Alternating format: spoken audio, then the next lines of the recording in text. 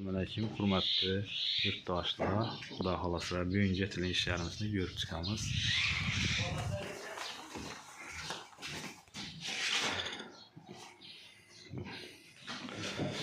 Bu yerga kotel qo'yib beryapmiz. Mo'rlarni samovarga tuzatib berdik.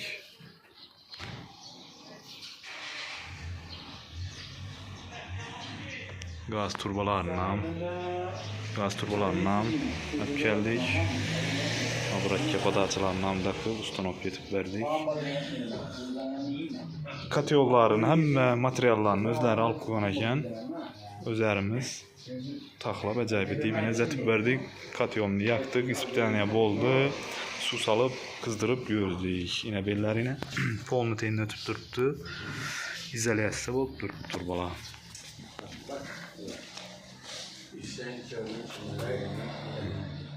Tayyor yine profildan olib qo'ygan ekanlar o'zlari. Profilimizning uzunligi 3.20, 8.6'lik profildan.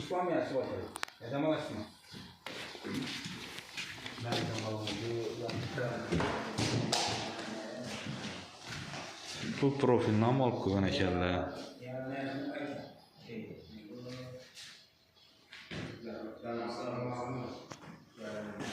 32'lik turbadan tartib beryapmiz.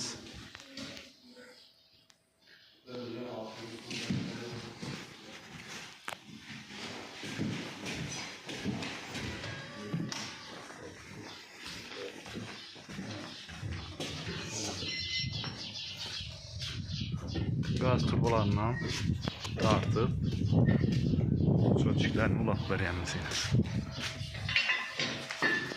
Kime shunday xizmatlar kerak bo'lsa, ekranda nomerlarni qo'yamiz. Bemalol telefonlashib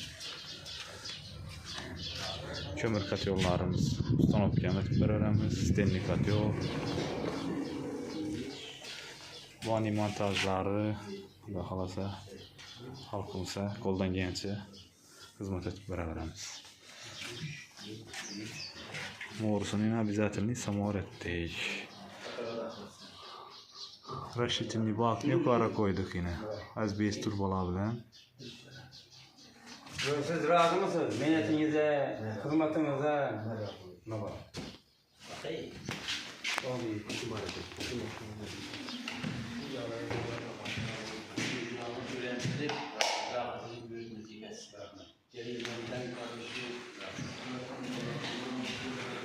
Sekiz altılık profil. 32'lik turbamızın 1 metri 1 litr su oladi.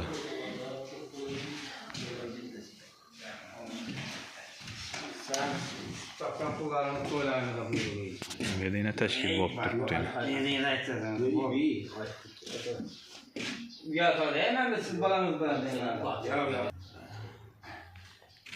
Yine bu taraf niyesi bo'ladi.